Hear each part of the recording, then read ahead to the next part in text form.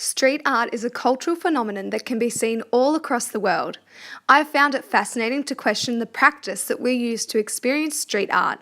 We live in a society where we document our movements and experiences via photography and videography by posting these pieces on social platforms like Snapchat, Instagram, and Facebook.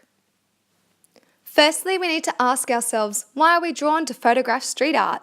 Not only do we photograph the art, we often want to be captured with the art. McLuhan talks about Greek mythology with reflection and image. Taking this idea, I think we use social media as an extension of ourselves. A cultural ritual has been created in certain spaces like the laneways off of Flinders Street in Melbourne. We can answer the question by analysing the spatial order and how we experience the space. People go to laneways to take photos in order to experience the culture and share it online as an extension of our own real-life experience. This leads us to a popular debate often between the tech-savvy and the more traditional beings. Are we being present and embracing the space if we are stuck behind the lens? Building on McLuhan's idea, I think we are present as photography is the practice we're using to have this experience. By photographing the space, we are viewing and experiencing through our own lens. This enables us to capture the moment in our own way. This action that we perform makes the space interactive, changing it from just a place to a space. Peter talks about how Williams believes every word says something about the society it occurs in, and in turn is coloured and given currency by that society. I love this because to me, words are a form of expression, and art is a form of expression too. The street art is a form of expression, but the photography that occurs of the art is too. Boone talks about this idea of intimacy of creating a copy through the cutting and editing process as it is completed with such care. This idea of showing pride in your work. This is relatable here as photography is a powerful craft that can capture amazing glimpses in time. Why are these spaces of street art so popular? Besides the sheer beauty and impressive nature of the pieces, people are drawn in as these streets are famous, or I guess we could say insta-famous. Social media, one of the greatest influencing phenomena of our time. People see a picture, they imitate it and repeat it because it's the cool thing to do, right? This pulls on Banksy's idea of completing the artwork. See these two photos here. The idea of the most Instagram place has generated a networked culture. DeCurtis says the street geometrically defined by urban planning is transformed into a space by walkers. The same concept is applied here in the laneways by walkers, music, photography and artists creating.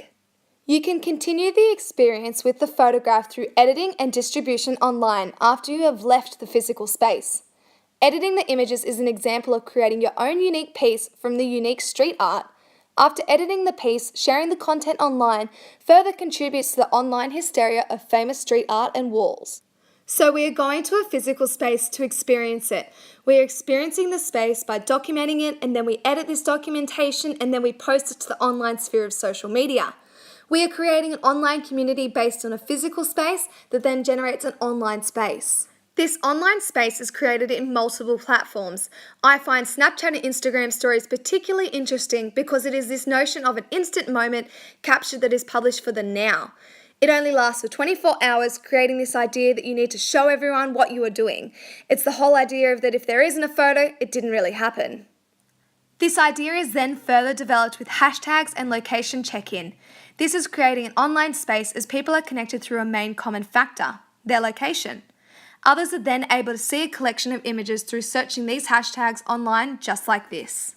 We are seeing a cultural phenomenon of people dedicating time, even a whole day, to taking photos to get that one shot. People even get paid to be influencers, a job that did not exist before Instagram. We look to generate the best content of our lives in a picture-perfect space.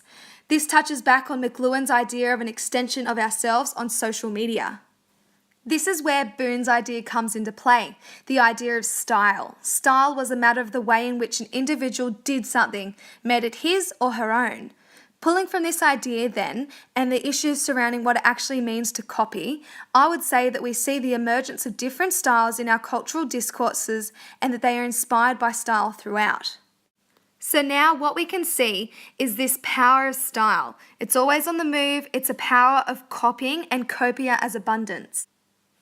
This abundance can be seen with mass production of a unique one-off piece of street art.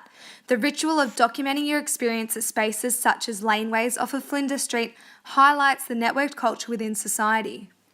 The unique pieces are turned into mass production. You can infinitely photograph the art, which makes it free. This idea is setting free the one-off piece from a traditional sense into reproduction. These spaces are popular for these reasons.